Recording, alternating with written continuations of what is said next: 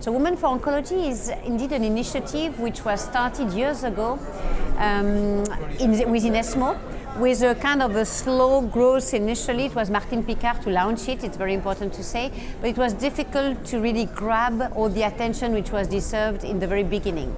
It's now probably 3 years that we have a committee very active in trying to, first of all, create awareness about the real existence of a gender gap in our medical oncology profession. Gender gap, I mean the presence of women in the hierarchy of our presidents, boards of directors, but also simply as speakers in the rooms and during the sessions, advisor when we go to advisory boards, in satellites when the pharma company decide. This gap is very visible and measurable. So first of all, we have been describing it, convincing the community it exists, it was important, and we are now doing a surveillance. We are screening for these numbers and updating these numbers every year in order to be sure that we can describe a potential evolution being positive or negative. In ESMO, this number have gone way better. Also because we kind of advertise a lot, but at this meeting, almost 40% of the speakers are women.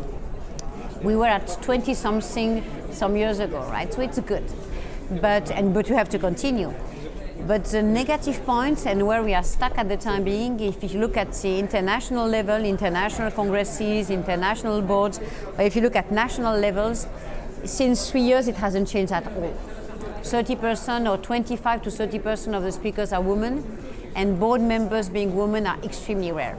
So we have to move with that. So first of all, was creating awareness, and the other 2 points is probably to find solutions. What are the solutions? I think one very important is mentoring, sponsoring. So having people having achieved a nice career, women and men, helping women to grow, really proposing their name, proposing they would be on stage and so on. This is our role, right? And I think the second thing is facilitate the operations, I would say. Meaning we have here a childcare, for example. We can also offer flexible fellowships in terms of age.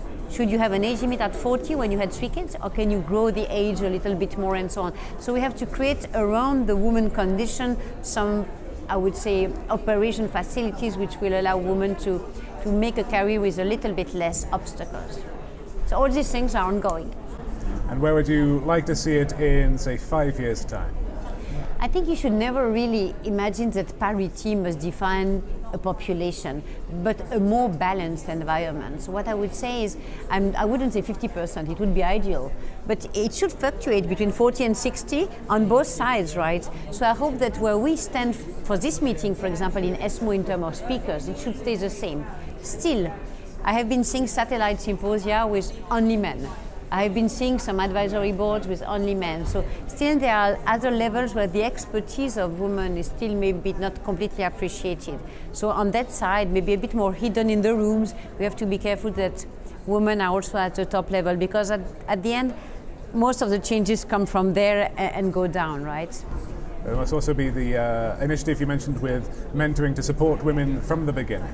Yeah, so the mentoring is very important. The format is difficult because trying to find a mentor or a sponsor, we prefer to speak about sponsor. The mentor is giving you advice, he's speaking with you. The sponsor is a person who will take you with him to not speak with you, but speak about you. Taking some risk, telling, I want this lady to speak about this topic. So it's a little bit more risky and a commitment, right, in front of women. But you have to find this sponsor and mentors who might not be working with you in your city, right? So we have to really create a networking events, but potentially an IT platform too, where you could make people connect. And we have to convince the community all around that they have to become mentors or sponsors, at least for 1, 2, 3 people, which is not the case nowadays. Well, hopefully it shouldn't take much convincing for everyone to agree that equality should be for everyone at any level. Absolutely. It shouldn't be difficult to convince, because if you find a good group of people that you mentor or support, at the end your life becomes easier, because these people are willing to work, to commit in projects, initiatives. So it should be for everyone a better situation, but it takes some time for implementation, right? That's the only thing. But again, we really started to work on it maybe 2-3 years ago, so I think we are moving quite well in that.